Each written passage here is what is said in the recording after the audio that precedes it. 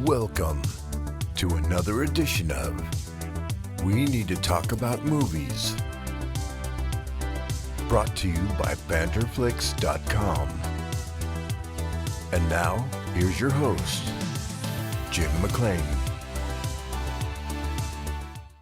Hello. Yes, I am indeed your host, Jim McLean, the editor-in-chief of the Banterflix Movie Review website. Welcome to the latest episode of We Need to Talk About Movies. If this is your first time checking out this podcast, then welcome to the madness. I say that every week. But if you've been checking us out now for a while, then thank you for supporting the show.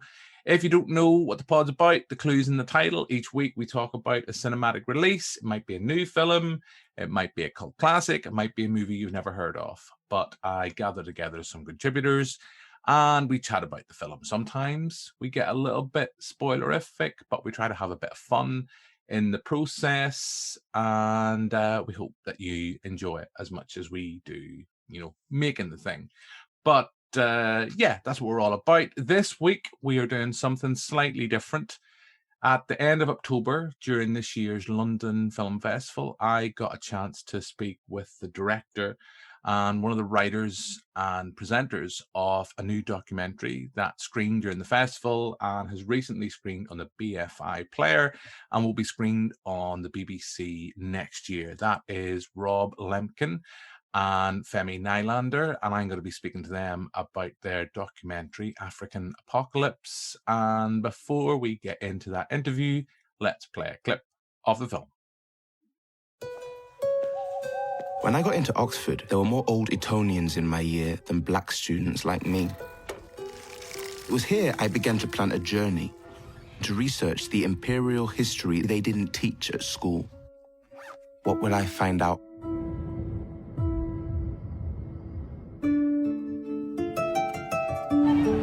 Niger. The UN says it's the world's least developed country.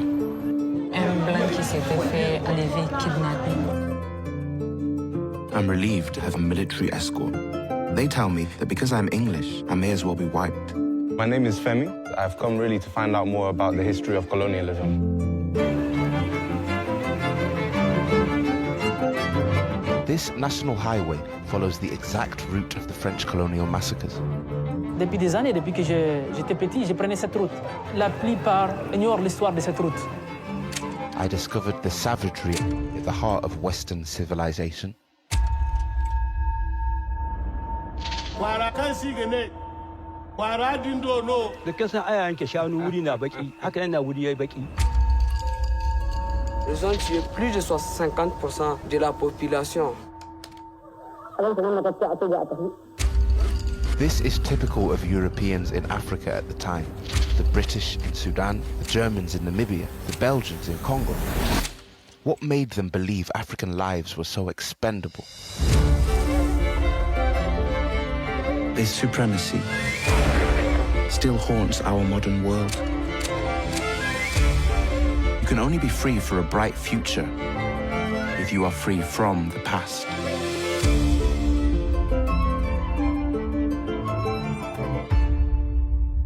So I'm joined now by Rob Lemkin and Femi Nylander, and we're going to be talking about African Apocalypse. Guys, can you start by telling me, this is coming from the Joseph Conrad novel Heart of Darkness. Just for the uninitiated, this is something that forms a very big part of the basis towards the documentary. Can you tell our listeners and our viewers a little bit about that source material and why it becomes relevant to this documentary? Shall I do that, Femi? Heart of Darkness. Yeah, go ahead. Heart of Darkness is written by Joseph Conrad in 1899. It's set on the River Thames, and it's a story told on the River Thames by a man who's gone off to Africa, a place that probably is the Belgian Congo, where a huge amount of atrocities were being done at the time. Although in the book, it's actually it's just an unnamed country. And he goes up the river, let's call it the Congo River, to collect a man called Mr. Kurtz, who works for a Belgian ivory trading company. So he's right in the jungle, in the thick of the, right into the interior of the country, and he's extracting huge amounts of ivory, and he's doing an absolutely amazing job. But he's also going very, very, becoming extremely violent and murderous, and almost creating his own independent, as it were, kind of like kingdom, and kind of controlling the Congolese people in this way. So this man goes all the way up the river to collect this guy, Mr. Kurtz, and then brings him back. But he realizes that when he meets him, that actually this guy, Mr. Kurtz, has gone into a very, very strange place, which is almost like a metaphor for the way that Europe has treated Africa.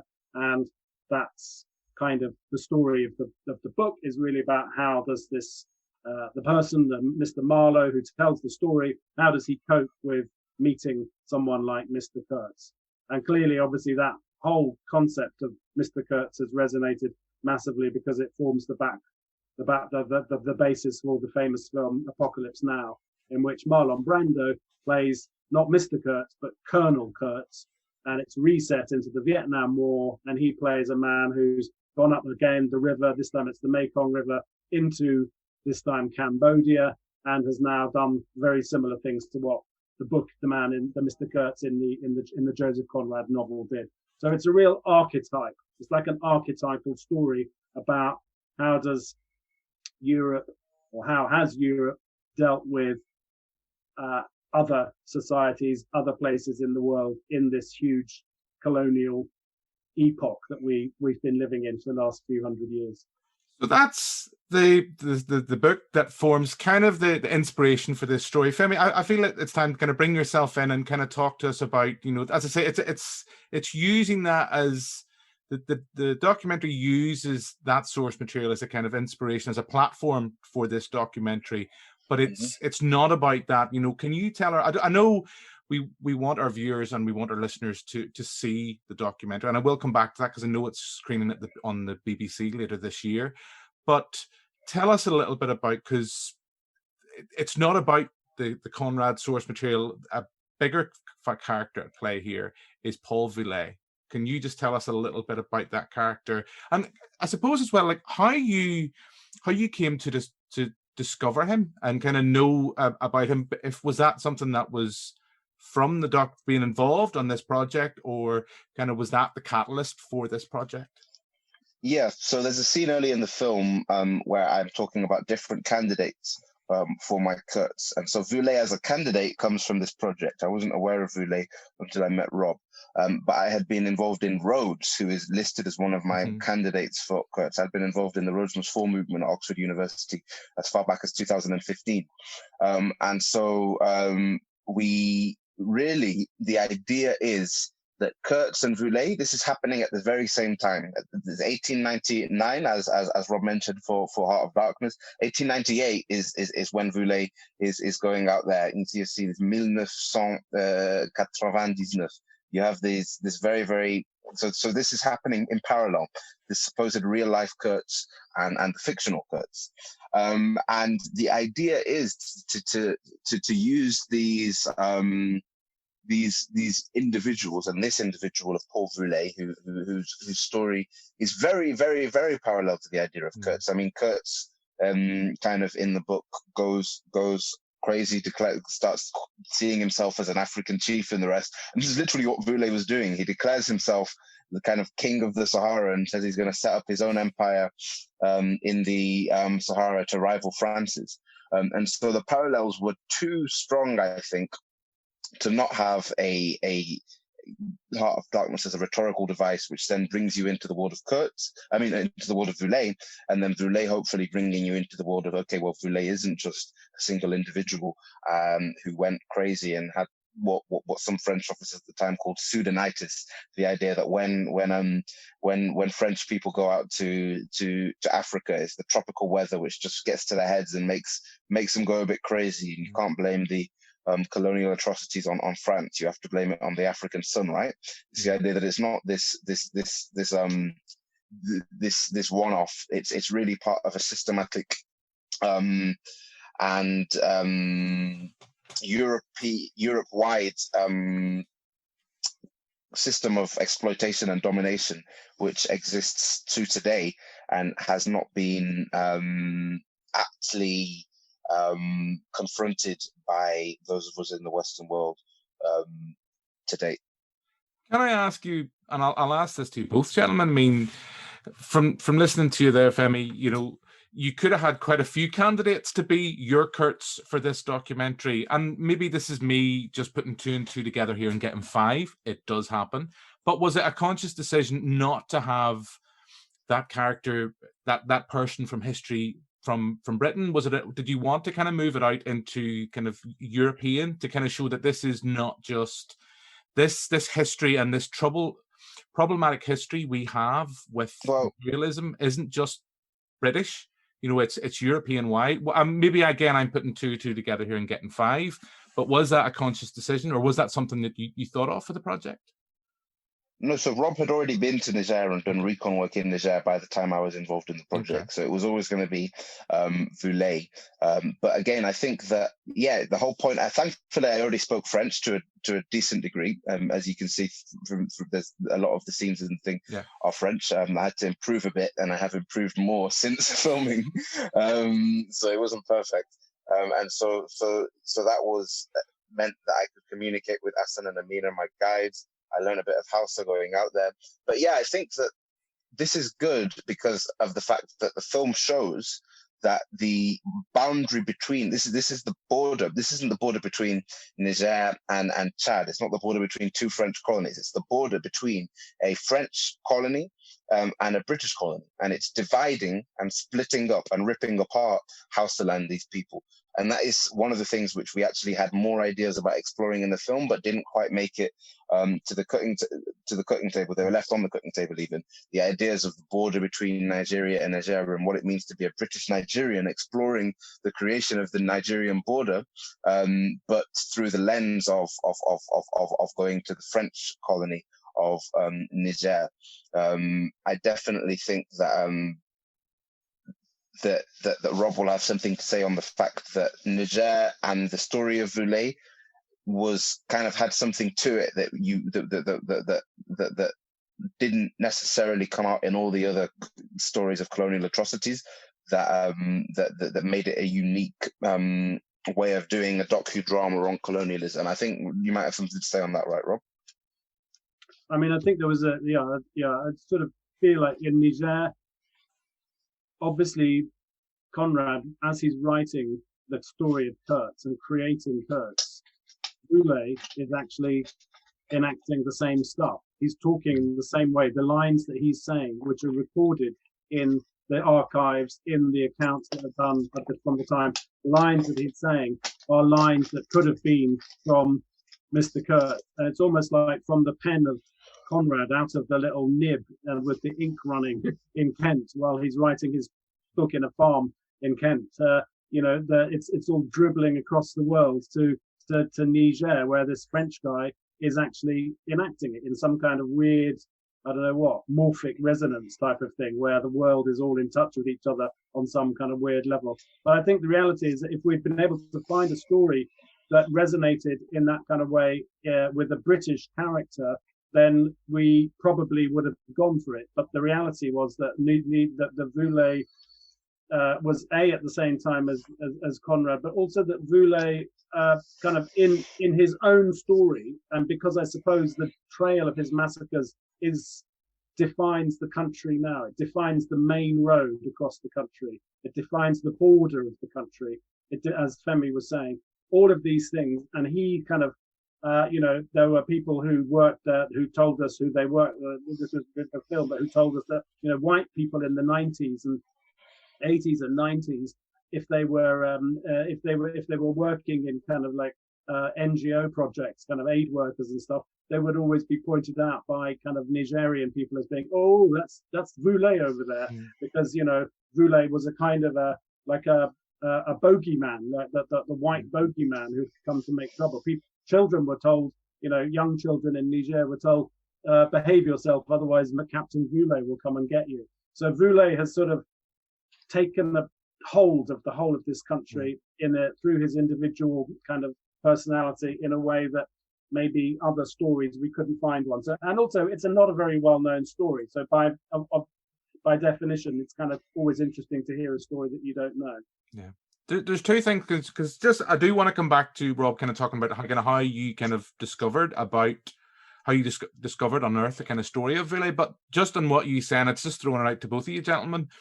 There's a really powerful moment in this documentary where you're talking, Femi, to school children, and they're talking about that, and you can see kind of, and it's a big thing you talk about in this documentary about how the past can still have a direct effect on the present, and just kind of like your thoughts and kind of filming something like that where you, I suppose, you're very aware you are the outsider, but you have to be sensitive. And there's a powerful moment, I know, again, where you kind of talk about you visit a village, and you kind of talk, no one has ever asked us about our story before, our past. So that sense of, I suppose, being delicate in kind of how to kind of approach and kind of get this openness from not only children but from adults as well.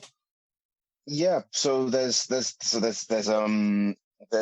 many occasions on which you have to ask questions that people are going to. The answer is going to be pretty intense when I ask the girls, have any of you lost any relatives, and then you get the very, very direct and brutal story from one of the girls of how her family was affected by the invasion. The past for them is very real. This isn't, and it's the same thing that my guides tell me when they kind of confront me about my Zen-like stoicism. They say, look, you're not getting this from university. It's not coming from textbooks. It's not coming from a lecture. It's real oral history directly from the mouths of the people whose grandparents and great grandparents this happened to, and it's oral history which has not yet been recorded from their perspective. It's been recorded sometimes a little bit from the perspectives of the French troops who traveled, French officers even, who traveled with Voulet, trying to justify the idea of empire. It's been recorded in Klobb's diary, but we've not heard this direct oral history from these people. As they say, they've never been asked about their history. And I think that's the important thing about doing a film like this.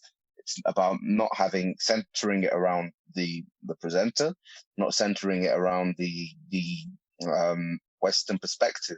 It's utilizing the platform to give these people the chance to tell their story, especially if they've not been given the chance to tell it before.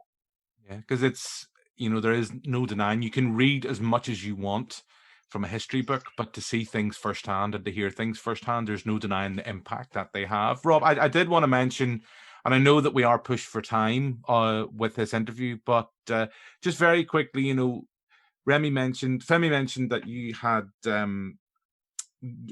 come to this project. How did you discover the character of Voulet in kind of researching for this film, this documentary?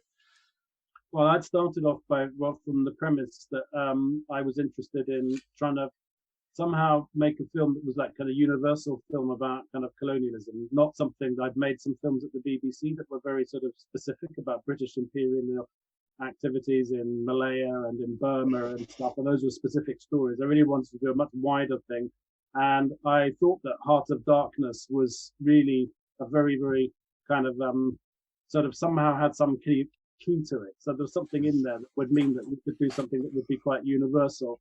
And I think from reading around it, I then became aware of, and reading various different sort of books and accounts of that period of that time, just became aware of this particular episode in I didn't even know it was Niger at the time. I just knew it was somewhere in French West Africa, and that this guy Voulet had kind of gone really, really kind of crazy and had killed a lot of people, and also then actually been killed himself because he'd gone so far over the top. So I kind of felt like there was, and the overlap of that. I mean, the decision to call it African Apocalypse was quite recent, but actually Apocalypse Now was always a film that was kind of lurking in the background. And yeah, and I wasn't sure. I'll be honest with you. To be honest, not going to Niger, I wasn't even sure. When I first went to Niger, I was mostly scared about Boko Haram and what was going to happen in terms of the security operation that we made to get across the country. It was really only by going from village to village to village that I realized that actually this guy, Voulez, just keeps on going in every village you go to. Because obviously the journey that Femi makes is a kind of an improvised journey based on preparations that I had done before, so that a large crew and us, we could actually operate safely as we went across this country. But as you went from town to village to village to village to village, and this guy, Voulez, just keeps coming up, and he's just this, actually they don't know really anything about him, but of course he just symbolizes the whole 100 and odd years of French domination of the country, and the fact that they've actually learned their schooling in French is because of him.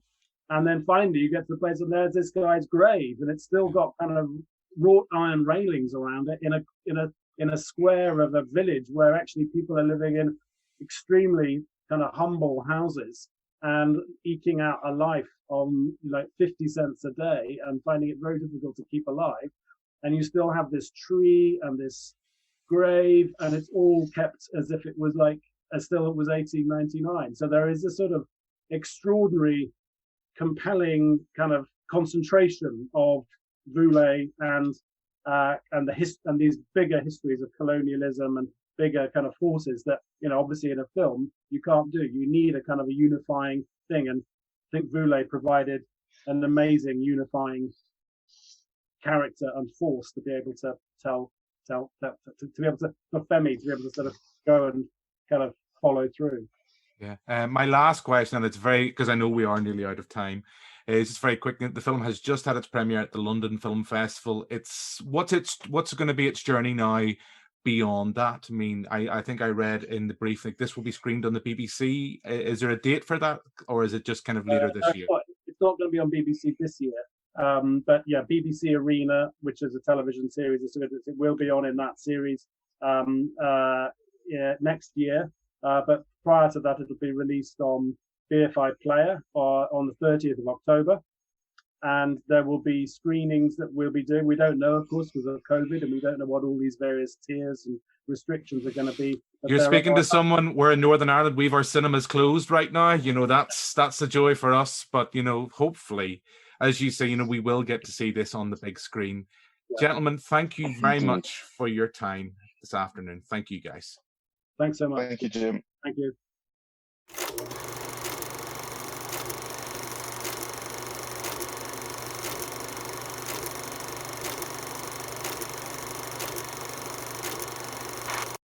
So that's my interview with Rob Lemkin and Femi Nylander about African Apocalypse. As Rob said at the end of that interview, the film will be screened on BBC next year and was recently screened as well on the BFI Player. So check it out if you get a chance. It's a really fascinating documentary. I thought it was absolutely fantastic. But that's pretty much us for this week's podcast. Hope you enjoyed it. It's a shorter than normal edition. We'll be back next week with another pod. But for now, until then, goodbye.